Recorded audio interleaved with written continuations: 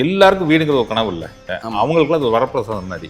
எந்தெந்த லக்னக்காரர்கள் எந்த கோயிலுக்கு போனா சிறப்பா இருக்குன்னு சொல்லுங்க. வீடு கட்டணும்னு ஆசை இருக்குது, தடையா இருக்குது அப்படின்னா இதே மாதிரி நிறைய பேர் வந்து வீடு கட்டிட்டு இருக்கேன், முடியல, இது பண தேவைகள் வந்து பூர்த்தி ஆகல, பணம் கிடைக்கல அப்படின்னு சொல்றவங்களுக்கு மொத்தத்தில் வந்து இந்த கோயிலுக்கு போயிட்டு ரிஷப லக்னத்தில் பிறந்தவங்க வந்து ஞாயிற்றுக்கிழமை அன்னைக்கு வக்ரகாளியம்மன் போயிட்டு மனசார வேண்டிட்டு வந்தாங்க அப்படின்னா அந்த வக்ரகாளியம்மன் மிதுன லக்னத்தை எடுத்துட்டோம் அப்படின்னா 4ஆம் இடங்கிறது வந்து கன்னிராசியை குறிக்கும். ஒரு புதன்கிழமை அன்னைக்கு பகவதி அம்மன் கோயிலுக்கு புதன்கிழமை போயிட்டு அங்க உள்ள கடக லக்னத்தில் பிறந்தவங்க தேன் பாட்டில் ஒன்று வாங்கி வச்சுட்டு அப்ப இந்த கோயிலுக்கு போயிட்டு நான் யாருக்காச்சும் கண்ணு பிரச்சனை இருந்தது சரி செய்ய முடியாது யாரும் டாக்டர் சொல்றாங்க அப்படின்னா இந்த சிம்ம லக்னத்தில் பிறந்தவங்க கும்பகோணத்திலிருந்து காரைக்கால் போற ரூட்ல இந்த கோவில் இருக்குதுங்க. அவரை போய் வணங்கிட்டு வந்தாங்க அப்படின்னா இவங்களுடைய ஆசைகள். கன்னி லக்னத்தில் பிறந்தவங்களுக்கு பார்த்தீங்க அப்படின்னா ராமநாத சுவாமி கோவிலில் உள்ள நவகிரகத்தில் குரு பகவான் இருப்பார். அந்த குருவுக்கு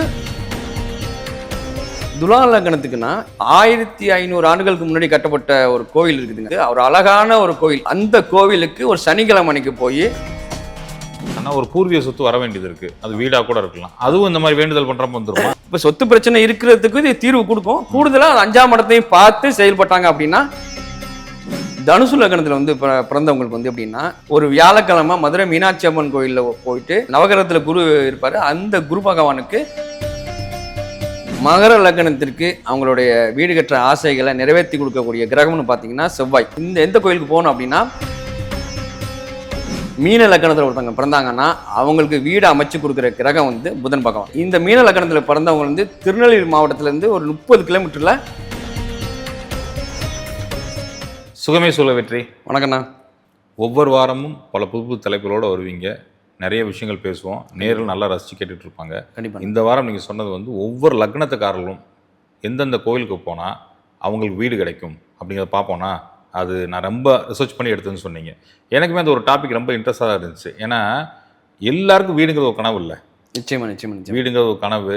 ஆமா, நம்ம ஒரு வீடாவது வாழ்க்கையில் கட்டிருந்தே நிறைய பேர் பிரதாயப்பட்டு இருப்பாங்க, அவங்களுக்குலாம் அது வரப்பிரசாதம் மாதிரி. இந்த வாரம் எந்தெந்த லக்னக்காரர்கள் எந்த கோயிலுக்கு போனால் சிறப்பாக இருக்குன்னு சொல்லுங்க வெற்றி. வணக்கண்ணா. அதாவதுண்ணா நம்ம முன்னோர்கள் வந்து எல்லாத்துக்குமே வந்து பழமொழி சொல்லி வச்சிருக்காங்க. இப்போ வந்து எலி வலை ஆனாலும் தனி வலை இருக்கணும் அப்படின்னு சொல்லுவாங்க. அப்போ வந்து நமக்கு வந்து வீடு வந்து 500 ஸ்கொயர் ஃபீட்டில் இருக்குது 5000 ஸ்கொயர் ஃபீட்டில் இருக்குது முக்கியம் கிடையாது, நமக்குன்னு ஒரு வீடு இருக்கணும், அதுதான் முக்கியம். என்னோட அனுபவத்தில் இன்னொரு விஷயமும் இதில் வந்து கூடுதலாக ஒரு பலன் செய்யுங்க. வாஸ்துப்படி அழகா வீடு கட்டிட்டோம் அப்படின்னா அது பல அதிசயங்களை பண்ணும். நம்ம ஆயுள் ஆரோக்கியத்தோட வாழ்றதுக்கான ஒரு விஷயத்தையும் அதை ஏற்படுத்தி கொடுக்கும். அடிஷனல் டிப்ஸாக கொடுத்துருவாங்க. ஆமாம், கண்டிப்பா.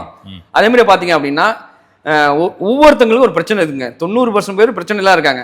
சில பேருக்கு வந்து வீடு பிரச்சனை, சில பேருக்கு கல்யாண பிரச்சனை, சில பேர் வேலை பிரச்சனை, தொழில் பிரச்சனை, குழந்தை இல்லாத பிரச்சனை, ஒவ்வொருத்தருக்கும் ஒரு பிரச்சனை இருக்குதுங்க. ஆனால் எல்லாத்துக்கும் நம்ம முன்னோர்கள் தீர்வு சொல்லிட்டு போயிருக்காங்க. அதுக்கு தான் அந்த ஜோதிடம் வந்து பயன்படுத்துங்க. உங்கள்கிட்ட வந்து கிளைண்ட்டுக்கு அதாவது எக்ஸ்பீரியன்ஸ் சொல்லி மாதிரி நடந்திருக்கா? நிச்சயமான முத வந்து என்கிட்ட ஒரு கிளைண்ட் வந்து ஜாதகம் பார்த்தாங்க. அவங்க வந்து சயின்டிஸ்ட், கவர்மெண்ட் இதுக்காக வந்து அப்ளை பண்ணி 2 வருஷம் ஆயிடுச்சு. நிறைய பேர்ட்டு ஜாதகம் பார்த்துருக்காங்க, என்கிட்ட வந்து பார்த்தாங்க. நான் என்ன சொன்னேன் அப்படின்னா என்ன கேட்டாங்க, இந்த அரசாங்க உத்தியோகம் கிடைக்குமா கிடைக்காதா அப்படின்னு சொல்லி கேட்டாங்க. நான் என்ன சொன்னேன், கிடைக்கும் கிடைக்காதுங்கிறது அப்புறங்க, உங்க லக்னத்திற்கு வேலை வாங்கி கொடுக்கறதுக்குன்னு ஒரு கோயில் இருக்குதுங்க, அந்த கோயிலுக்கு ஒரு முறை போயிட்டு வாங்க, அதிசயம் நடக்கலாம் அப்படின்னு சொல்லியிருந்தாங்க. அவங்க ஜாதக லக்னத்து பிரகாரம் வந்து ரத்னகிரி முருகன் கோயிலுக்கு வந்து ஒரு வெள்ளிக்கிழமைக்கு போயிட்டு வாங்க அப்படின்னு சொன்னேன். சரி, நான் சொன்னதை அவங்க செஞ்சுட்டாங்க. இப்போ செஞ்சுட்டு வந்த பிறகு 19ஆவது நாள் வந்து அவங்களுக்கு வந்து மெயில் வருது, கவர்மெண்ட்லேருந்து அரசாங்கத்துலேருந்து மெயில் அனுப்பியிருக்காங்க. அவங்களுக்கு பயங்கர ஆச்சரியம். 2 வருஷத்துக்கு இடையில எந்த மூமெண்ட்டுமே இல்லாமல் இருந்த ஒரு விஷயம் ரத்னகிரி முருகன் கோயிலுக்கு போயிட்டு வந்து நடந்தது அப்படின்னு சொல்லி என்னுடைய ஃபேஸ்புக்லயே ஃபீட்பேக் கொடுத்துருக்காங்க. நிச்சயமா இதன் மூலமா நான் என்ன புரிஞ்சுக்கிறேன்னா, வேலைக்குன்னா ஒரு கோயில், ஆமா நிச்சயமா, தொழிலுக்குன்னா ஒரு கோயில், நிச்சயமா, பொருளாதாரத்துக்குன்னா ஒரு கோயில், நிச்சயமா, குடும்ப பிரச்சனை இருக்குன்னா அதுக்கு ஒரு கோயில், கல்யாணம்னா ஒரு கோயில் அப்படிங்கிற மாதிரி இருக்கப்ப இப்ப நம்ம பார்க்க போறது வந்து வீடு கட்டணும் அப்படிங்கிறதுக்காக கோயில் இருக்கு. ஆமா, இது இன்னொரு விஷயம் என்னன்னா, அது அவங்க லக்னத்துக்கு தான் ரத்னகிரி முருகன் கோயில், ஒவ்வொரு லக்னத்துக்கும் ஒரு கோயில் இருக்குது. உண்மை. அதே மாதிரியே வீடு கட்டணும்னு ஆசை இருக்குது, தடையா இருக்குது அப்படின்னா ஒரு மேச லக்னத்துல பிறந்தவங்களுக்கு ஒரு கோயில் இருக்குது, அந்த கோயிலுக்கு போயிட்டு வரும்போது அந்த தடை நீங்குது. நிச்சயமா. இப்ப நம்ம சொல்ல போறது பொது பலன், பொதுவான விஷயங்கள் தான். ஆனா இந்த லக்னத்துக்கு மேச லக்னத்திற்கு இந்த குறிப்பிட்ட கோயிலுக்கு போயிட்டு வந்தா நிச்சயமா வீடு கட்டுற யோகத்தை கொடுப்பாரு. ஜாதகத்தை பார்க்கறப்ப இன்னும் துல்லியமா சொல்ல முடியும். ஆமா, ஜாதகம் கூடுதலான பலன் வந்து நம்ம அக்யூரேட்டா சொல்ல முடியும். ஜாதகத்தை பார்த்தா எப்ப கட்டுவாங்க அப்படிங்கறதெல்லாம் சொல்லிடலாம். ஆமா, இது வந்து பொது பலன் தான். 50% நடக்குமா? நிச்சயமா நடக்கும். கூடுதலா வந்து நம்ம வந்து அதை பார்க்கும்போது ஜாதகத்தை பார்த்து தெரிஞ்சுக்கும் போது இன்னும் கூடுதலான ஒரு பலனை நம்ம தெரிஞ்சுக்க முடியும். நிச்சயமா சீக்கிரமா நடக்கிறதுக்கான வழிகளை இன்னும் கூடுதலா தெரிஞ்சுக்க முடியும். நிச்சயமா வெற்றி. மேஷ லக்னத்துக்காரர்கள் எந்த கோவிலுக்கு சென்று வழிபட வேண்டும்? இது மேச லக்கணத்துக்குன்னு ஒரு கோவில் இருக்குது. அந்த கோவிலுக்கு வந்து மேச லக்கணத்தில் பிறந்தவங்க போயிட்டு வந்தாங்க அப்படின்னா அவங்க வீடு கட்டணுங்கிற ஆசைக்காக போயிட்டு வரும்போது அதுக்கான வேலைகள் வந்து நடக்க ஆரம்பிக்கும். போயிட்டு வந்தது பிறகு அதுக்கான வேலைகள் ஏதோ ஒரு வகையில் நடக்க ஆரம்பிச்சிடும். அப்படி பார்த்தோம் அப்படின்னா மேச லக்கணத்தில் ஒருத்தவங்க பிறந்தாங்க அப்படின்னா அவங்க வந்து மகாபெரியவர் வணங்கி வந்த கோவில் தான் வந்து காஞ்சி காமாட்சி. மகாபெரியவருடைய இடம் அது. அந்த இடம் அவர் அங்கேருந்து வாழ்ந்து அந்த இடத்துல வந்து ஒரு பெரிய அதிசயங்களை பண்ணவர். தெய்வத்தின் குரல்னு கிட்டத்தட்ட 1000 பக்கத்துக்கு மேலே ஒரு புக்கை எழுதியிருக்காங்க. அந்த அளவுக்கு வந்து அதிசயங்கள் பண்ணியிருக்காரு மகாபெரியவர். அனுச நட்சத்திரத்தில் பிறந்தவர். அவர் வழிபட்ட அம்மன் தான் காஞ்சி காமாட்சி. இந்த காஞ்சி காமாட்சி அம்மன் கோவிலுக்கு ஒரு திங்கக்கிழமை அன்னைக்கு போயிட்டு நெய் தீபம் போட்டு ஒரு அர்ச்சனை பண்ணிட்டு ஆத்மார்த்தமாக அந்த அம்மன் வேண்டுதல் வச்சு கிட்டத்தட்ட ஒரு மணி நேரமோ 2 மணி நேரமோ உட்காந்துட்டு வந்தாங்க அப்படின்னா இவங்களோட வீடு கட்டணுங்கிற ஆசை நிறைவேறும். நிச்சயமா துளிர் விட ஆரம்பிச்சிடும். அப்பயும் அதிசயம் நடக்கும். ஏதோ ஒரு வகையில் ஒருத்தர் ஹெல்ப் பண்ணணும்னு சொல்லுவாங்க, இல்லை வந்து கேட்ட இடத்துல லோன் கிடச்சிரும், இல்லை ஏதோ ஒரு வகையில் இவங்க வீடு கட்டுறதுக்கான வந்து வாய்ப்புகள் வந்து கிடச்சிரும். இது மேஷ லக்னத்துக்காரர்கள். மேச லக்கணத்தில் பிறந்தவங்க எத்தனை விளக்கு ஏற்றணும்? 2 நெய் தீபம் போட்டால் போதும். இன்னொரு விஷயம் இந்த இடத்துல நான் சொல்ல வேண்டியிருக்குது. இப்போ மேச லக்கணத்துக்கு 4ஆம் இடத்து அதிபதியை வச்சு தான் நம்ம வீடு கட்டுற யோகத்தை சொல்கிறோம். அதாவது கடகம் தான் 4ஆம் இடமா வரும். இந்த 4ஆம் அதிபதி சந்திரன் இவங்க லக்கணத்துக்கு எந்த இடத்துல இருக்குதோ, இப்போ உதாரணத்துக்கு வந்து மேசத்துல இருந்தால் செவ்வாய்க்கிழமைக்கு அந்த கோயிலுக்கு போகணும். ரிஷபத்தில் இருந்தால் வெள்ளிக்கிழமைக்கு போகணும். அந்த நாட்களை பார்த்துக்கணும். ஆமாம், 2 முறை போயிட்டு வருது ரொம்ப நல்லது. இதையும் செய்யணும் அதையும் செய்யணும். இப்போ மிதுன ராசிக்காரங்க இருக்காங்க, ஓகே, அவங்களுக்கு மேஷ லக்னம் ஒரு உதாரணத்துக்கு நம்ம பேசுவோம். ஆமாம், புதன்கிழமைக்கு போகணும். புதன்கிழமைக்கு போகணும். ஆமாம், புதன்கிழமை போயிட்டு வந்தால் ரொம்ப கூடுதலான பலன் கிடைக்கும். ஒரு வாட்டி போயிட்டு வந்தாலும் போதும். இது வந்து நம்ம கூடுதலாக நம்ம வந்து செஞ்சுக்கிட்டோம் அப்படின்னா பலன் கூடுதலாக நடக்கும். 2வது வந்து ரிஷப லக்னம். ரிஷப லக்னத்தில் பிறந்தவங்களுக்கு வந்து வக்ரகாளியம்மன் கோயிலுக்கு வந்து ஒரு வாட்டி போயிட்டு வந்தாங்க அப்படின்னா அந்த பாண்டிச்சேரி ரூட்டில் இருக்குது. அந்த வக்ரகாளியம்மன் கோயிலுக்கு போயிட்டு வந்தாங்க அப்படின்னா அதிசயம் நடக்கும். இவங்களுடைய நீண்ட நாள் ஆசைகள் வந்து ஓகே ஆயிரும். அது வீடு கட்டணுங்கிற இல்லற கனவு சக்ஸஸ் ஆகும். அதே மாதிரி நிறைய பேர் வந்து வீடு கட்டிட்டு இருக்கேன், வீடு முடியலை, இது பண தேவைகள் வந்து பூர்த்தி ஆகலை, பணம் கிடைக்கல அப்படின்னு சொல்கிறவங்களுக்கும் இது வந்து பொருந்தும். மொத்தத்தில் வந்து இந்த கோயிலுக்கு போயிட்டு ரிஷப லக்னத்தில் பிறந்தவங்க வந்து வக்ரகாளியம்மன் கோயிலுக்கு வந்து ஞாயிற்றுக்கிழமைக்கு போகணும். ஞாயிற்றுக்கிழமைக்கு வக்ரகாளியம்மனை போயிட்டு வணங்கிட்டு நெய் தீபம் போட்டு ஒரு அர்ச்சனை பண்ணிட்டு மனசார வேண்டிட்டு வந்தாங்க அப்படின்னா அந்த வக்ரகாளியம்மன் விரைவில் அவங்களுக்கு வீடு அமைச்சு கொடுக்கும். மாற்றமே இல்லை, அதிசயம் நடக்கும். போயிட்டு ஒரே ஒரு வாட்டி போயிட்டு வாங்க, உங்களுக்கு வந்து எல்லா விதமான அதை வீடு சார்ந்த அத்தனை விஷயமும் நடக்கும். நிச்சயமா. மிதுன லக்னத்துக்காரர்கள், மிதுன லக்னத்தை எடுத்துட்டோம் அப்படின்னா 4ஆம் இடங்கிறது வந்து கன்னிராசியை குறிக்கும். கன்னிராசி அதிபதி புதன். அப்போ வந்து இவங்க வந்து எப்படின்னா ஒரு தடவை வந்து கன்னியாகுமரி பகவதி அம்மன் கோயில் ஒரு புதன்கிழமைக்கு பகவதி அம்மன் கோயிலுக்கு புதன்கிழமை போயிட்டு அங்கே உள்ள அம்மனை நல்லா வேண்டிக்கிட்டு நெய் தீபம் போட்டு அர்ச்சனை பண்ணிட்டு வந்தாங்கன்னா ரொம்ப விசேஷம். இந்த லக்னத்துக்கு மட்டும் கண்டிப்பா 2 முறை போகணும் பகவதி அம்மன் கோயிலுக்கு. இல்ல மிச்சம் எல்லாமே 2 தடவை போறது ஒரு சாய்ஸா வச்சுக்கிட்டா கூட இவங்க கண்டிப்பா 2 தடவை கட்டாயம் 2 தடவை போகணும். மற்றவங்களும் ஒரு தடவை போயிட்டு வந்தா கூட போதும். இவங்க நிச்சயமா 2 தடவை போகணும். 2 தடவை போயிட்டு வந்தாங்கன்னா 1க்கு 2 வீடு அமையலாம். இவங்களுக்கு வந்து ஸ்பெஷல். இப்போ 2 வாட்டி எப்படி போக சொல்றோமோ அதே மாதிரி வந்து ஒரு வீடுக்கு 2 வீடு அமையறதுக்கான வாய்ப்புகளை வந்து இவங்களுக்கு ஏற்படுத்தி கொடுக்கும். வாடகை வருமானம் வர்றதுக்கான வாய்ப்புகள் இருக்கு. ஆமா, வாடகை வருமானம். அப்போ அது வந்து வாடகை வருமானம் வரக்கூடிய நீங்க சொல்ற மாதிரியே வாடகை வருமானம் வர்றதுக்கான வாய்ப்புகள் கூடுதலாக கிடைக்கும். அவ்வளவு விஷயம் உள்ள இருக்குது. இப்போ கடக லக்னத்துக்காரர்கள் எந்த தெய்வத்தை வழிபடணும்? இப்போ நான் கடக லக்னம் அப்படி எடுத்துக்கிட்டோம் அப்படின்னா 4ஆம் இடம் வந்து சுக்கிரனுடைய வீடு, அது துலாம் ராசி.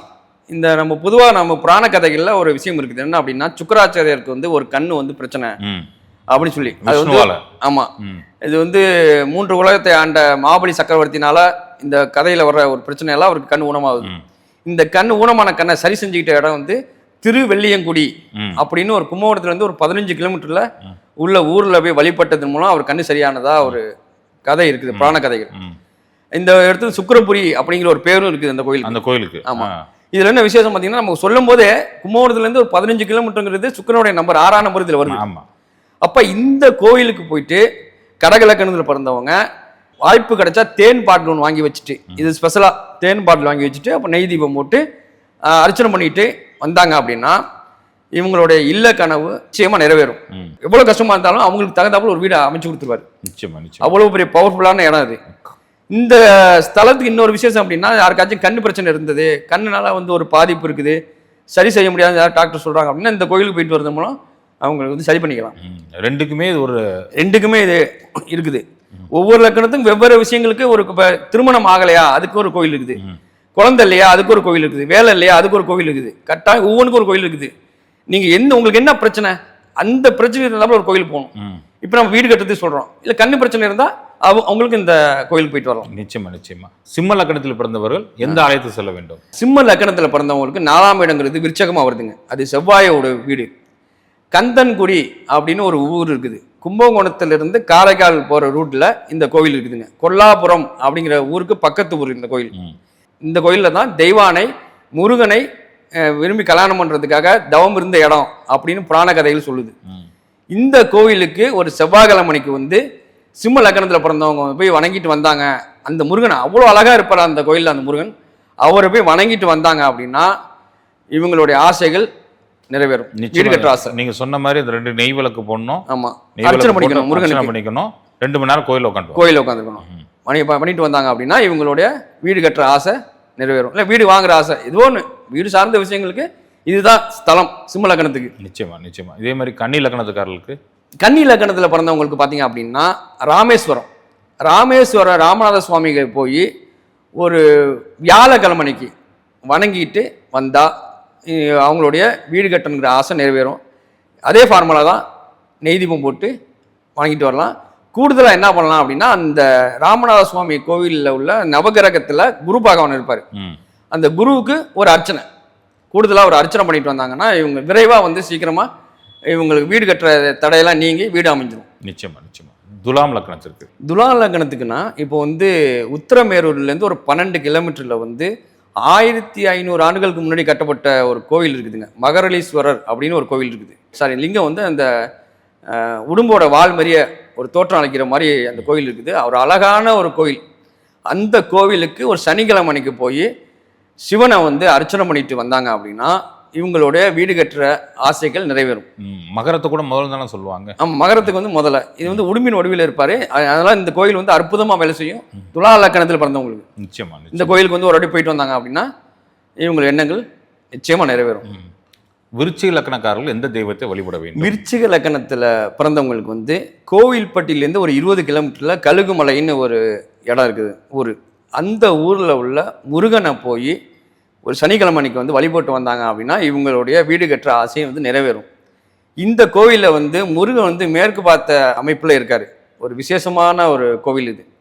இந்த கோவில் வந்து முறையாக வழிபட்டு வந்தாங்க அப்படின்னா இவங்களோட வீடு கட்டுற ஆசை வந்து நிச்சயமாக நிறைவேறும். நிச்சயமா. என்ன தடை இருந்தாலும் அது நீங்கி இவங்க எண்ணங்கள் வந்து பூர்த்தி ஆயிடும். நிச்சயமா. இதில் இன்னொரு கேள்வி என்னன்னா, ஒரு பூர்வீக சொத்து வர வேண்டியது இருக்கு, அது வீடாக கூட இருக்கலாம், அதுவும் இந்த மாதிரி வேண்டுதல் பண்ணுறப்ப வந்துருமா? இது வந்து எப்படின்னா, இது பூர்வீக சொத்துன்னு பார்க்கும்போது 5ஆம் இடத்தையும் சேர்த்து பார்க்கணும். ஓ, சரி. அப்பதான் அது வந்து சரியா வரும். தனியா நம்மளே வீடு கட்டணும்னு நினைக்கிறேன். ஆமா, இப்ப சொத்து பிரச்சனை இருக்கிறதுக்கு இது தீர்வு கொடுக்கும். கூடுதலா 5ஆம் இடத்தையும் பார்த்து செயல்பட்டாங்க அப்படின்னா 100% ரிசல்ட் உண்டு. நிச்சயமா. தனுசு லக்கணத்துக்காரர்கள் எந்த கோயிலை வழிபட வேண்டும்? தனுசு லக்கணத்துல வந்து பிறந்தவங்களுக்கு வந்து எப்படின்னா 2 கோயில் சொல்லாங்க. ஒன்று வந்து மதுரை மீனாட்சி அம்மன் கோயில். ஒரு வியாழக்கிழமை மதுரை மீனாட்சி அம்மன் கோயிலில் போயிட்டு அங்கே உள்ள குரு பகவான் நவகிரகத்தில் குரு இருப்பார், அந்த குரு பகவானுக்கு ஒரு அர்ச்சனை பண்ணுங்க. அர்ச்சனை பண்ணிட்டு மதுரை மீனாட்சி அம்மனுக்கும் அர்ச்சனை பண்ணிட்டு வந்தாங்கன்னா இவங்க வந்து வீடு கட்டுற ஆசைகள் வந்து நிறைவேறும். அதே மாதிரி வந்து வாய்ப்பு கிடைச்சா உங்கள் ஊருக்கு பக்கத்தில் ஏதாவது கடற்கரை ஓரமாக ஒரு பெருமாள் கோவில் இருக்குதுன்னு வச்சுங்களேன், அந்த கோவிலில் போயிட்டு வழிபட்டு வரலாம். மீனாட்சி அம்மன் கோவில் போகணும் அவசியம் கிடையாது. வாய்ப்பு இருந்தால் உங்கள் பக்கத்தில் வந்து கடற்கரை இருக்குது, பக்கத்தில் வந்து ஒரு பெருமாள் கோவில் இருக்குது கடற்கரை ஒட்டிய அப்படிங்கிற பட்சத்தில் அந்த கோயிலில் போய் வழிபட்டு வந்தாலும் இவங்களுடைய வீடு கட்டுற ஆசை நிறைவேறும். மகர லக்கணத்துக்காரர்கள் எந்த கோயிலை வழிபட வேண்டும்? மகர லக்கணத்திற்கு அவங்களுடைய வீடு கட்டுற ஆசைகளை நிறைவேற்றி கொடுக்கக்கூடிய கிரகம்னு பார்த்தீங்கன்னா செவ்வாய். மேசராசியில் உள்ளவர் செவ்வாய். அப்போ வந்து இந்த கோயில் எந்த கோயிலுக்கு போகணும் அப்படின்னா மருதமலை முருகன் கோயில். அதாவது கோயம்புத்தூர் சைடில் சேலம் பக்கத்தில் உள்ளவங்க மருதமலை முருகன் கோயிலுக்கு போய் ஒரு செவ்வாய்க்கிழமைக்கு அங்கே உள்ள செவ்வாய்க்கு வந்து ஒரு அர்ச்சனை பண்ணிக்கணும். அதே மாதிரி முருகனுக்கு ஒரு அர்ச்சனை பண்ணிக்கணும். அதே மாதிரி நெய் தீபம் போட்டுக்கணும். இதெல்லாம் பண்ணிட்டு வந்தாங்க அப்படின்னா மகர லக்கணத்திற்கு வீடு கட்டக்கூடிய யோகத்தை அவர் கொடுப்பாரு. அதே மாதிரி வந்து கும்பகோணம் பக்கம் இருக்கிறவங்களுக்கு வந்து சுவாமி மலையில் உள்ள முருகனை போய் கும்பிட்டு வந்தாங்கன்னா போதும், வீடு கட்டுற ஆசைகள் வந்து நிறைவேறும். நிச்சயம் மகர லக்னம். எந்த இடம் அவருக்கு எளிதா இருக்கோ அந்த இடத்துக்கு நம்ம போய்க்கலாம். எந்த ஒரு பக்கத்துல இருக்குதோ அந்த ஊருக்கு போயிட்டு வந்து கும்பிட்டு தான் போதும், நிச்சயமா நடக்கும். நிச்சயமா. இதே போல கும்ப லக்னத்துக்காரர்கள் எந்த கடவுளை வழிபடும்? கும்ப லக்னத்துல பிறந்தவங்களுக்கு 4ஆம் இடம் சுக்கிர பகவானா வர்றாரு. வீடு அமைச்சு கொடுக்கக்கூடிய கிரகம் சுக்கிரன். அது வந்து சுக்கிரனுக்குன்னு ஒரு பேர் இருக்குது, வெள்ளி. அப்ப வெள்ளீஸ்வரர், மாங்காட்டில் உள்ள வெள்ளீஸ்வரரை, சென்னைக்கு குன்றத்தூர்ல இருக்கு. ஆமா, அதே கோயில் தான். அது வெள்ளிக்கிழமைக்கு போய் பசு ஏதாவது இருந்தது, பசுமாடு இருந்தது அப்படின்னா அதை அகத்திக்கர் வாங்கி கொடுத்துட்டு வரலாம் கூடுதலா. அதே மாதிரி இருந்துச்சுன்னா ஆமா, அதே வெள்ளீஸ்வரருக்கு வந்து 2 நெய் தீபம் போட்டு வணங்கிட்டு வந்தாங்க, அந்த அம்மனையும் ஈஸ்வரையும் கும்பிட்டு வந்தாங்க அப்படின்னா இவங்களோட வீடு கட்டுற ஆசைகள் வந்து பூர்த்தி ஆயிடும். நிச்சயமா. எந்த தடையா இருந்தாலும் நடக்கும், ஜெயிச்சிருவாங்க. நிச்சயமா. நிறைவா மீன லக்னத்துக்காரர்கள் எந்த தெய்வத்தை வழிபட வேண்டும்? மீன லக்னத்தில் ஒருத்தவங்க பிறந்தாங்கன்னா அவங்களுக்கு வீடு அமைச்சு கொடுக்குற கிரகம் வந்து புதன் பகவான். மிதுனத்தை குறிக்குது. மிதுனம் வந்து பார்த்தீங்கன்னா இரட்டையர்கள்னு சொல்லுவாங்க. அப்போ வந்து இந்த மீன லக்னத்தில் பிறந்தவங்க வந்து திருநெல்வேலி மாவட்டத்திலேருந்து ஒரு 30 கிலோமீட்டரில் இரட்டை திருப்பதி அப்படின்னு ஒரு கோவில் இருக்குதுங்க. அந்த கோவிலுக்கு 2 புதன்கிழமை போயிட்டு அந்த திருப்பதி பெருமாளை வந்து கும்பிட்டு வந்தாங்க அப்படின்னா ஒரு வீடுக்கு 2 வீடு அமையும். இந்த ஒரே ஒரு கோவில் வந்து அவங்க வாழ்க்கையை மாற்றி அமைக்கும். ஆனால் 2 புதன்கிழமை போகணும், 2 நெய் தீபம் போடணும். இல்லை, 2 புதன்கிழமைன்றதை நான் கேட்கணும்னு நினைச்சேன். சரிங்க. பார்க்குற நேர்களுக்கு இந்த கேள்வி வரும். சரிங்க. தொடர்ந்து 2 புதன்கிழமையா இல்லை மாதத்துல இந்த மாதத்துல ஒரு புதன்கிழமை? தொடர்ந்து 2 புதன்கிழமை போனால் ரொம்ப விசேஷங்க. முடியாத பட்சத்தில் ஏதோ ஒரு டைம் போயிட்டு வரலாம். வாய்ப்பு கிடைக்கும் போது தொடர்ந்து போயிட்டு வர்றது தான் பலம் கூடுதல். நிச்சயமா. ஒரு வீட்டுக்கு 2 வீடு அமைச்சு கொடுப்பாரு. நிச்சயமா. ரொம்ப நன்றி வெற்றி. மீண்டும் ஒரு ஆராய்ச்சியில் இறங்கி வீடு கட்டுவதற்கான கோயில் கொடுத்ததுக்கு ரொம்ப நன்றி. சுகமே சொல்ல வெற்றி. ரொம்ப நன்றிண்ணா.